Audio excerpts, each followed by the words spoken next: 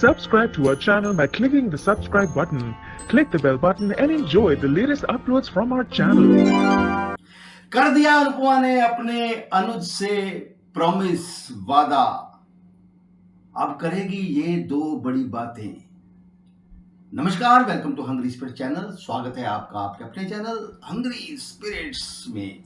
तो बात करते हैं दोस्तों, पहले वही गुजारिश, वही निवेदन, जिन्होंने अभी तक आपका अपना चैनल हंग्री स्पिरिट सब्सक्राइब नहीं किया है, वीडियो के नीचे दिए गए लाल बटन दबा दें और चैनल को सब्सक्राइब कर दें और साथ में बेल आइकॉन भी दबा दें ताकि आपको वीडियोस के नोटिफिकेशन मिलते रहे। तो अनुज का ये जो खत है वो अनुपमा के लिए न जैसे पतझड़ में अचानक से बाहर आ जाए वापस, वैसा ही साबित हुआ है।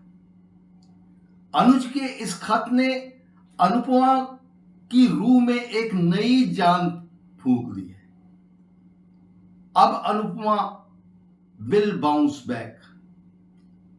तो आपको पता है दोस्तों कि किस तरीके से अनुज हमेशा से अनुपमा को ऐसे ही एनकरेज करता आया है। मुझे याद आ गया तब जबकि अनुज अनुपमा को वो इंग्लिश स्पीकिंग कोर्स की क्लासों में भेजता था और फिर खुद भी वहां पे बाहर जाता था, साथ में वो रोमांटिक चीजें भी करता था और अनुपमा की पर्सनैलिटी डेवलपमेंट के लिए सब कुछ अनुज तब करता था और उसको कहता था बार बार कि तुम कर सकती हो, तुम ये कर सकती हो, तुम बाकियों से बेटर कर सकती हो बल्कि।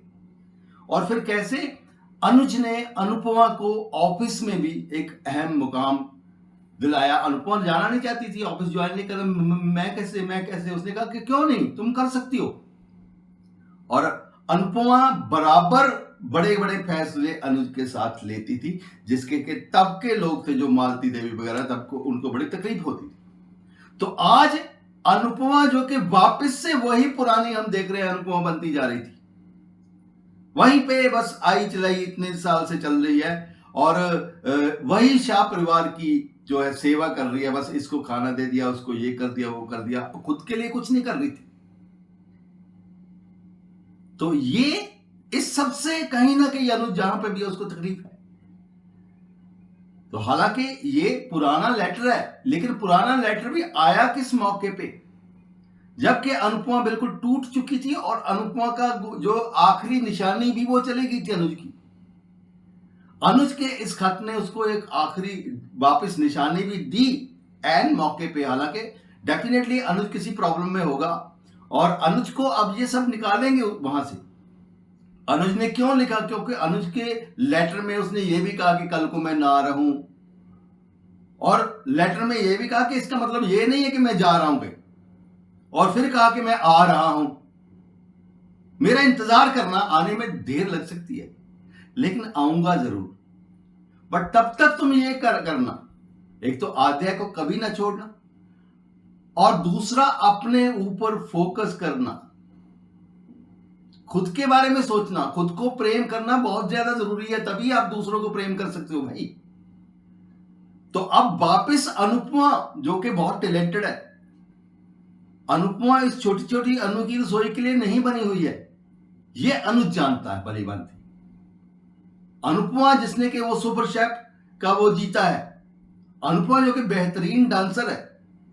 तो अब दोस्तों अपने अनुज से अनुपमा ने प्रॉमिस कर लिया है कि अब वो खुद के लिए जो है जिएगी, ना सिर्फ खुद के लिए जिएगी और बल्कि बहुत बड़ा मुकाम हासिल करेगी। अब वापस से अनुपमा अपने जो डांस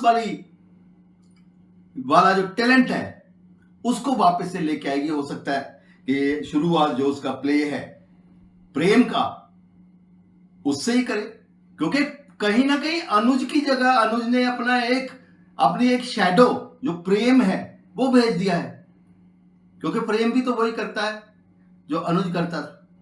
प्रेम भी तो चाहता है कि ये खुश रहे, प्रेम भी तो चाहता है कि ये करे, बेटर करे, चीजें करे, और बार बार हर मौके पे प्रेम उसके साथ खड़ा दिखाई देता है।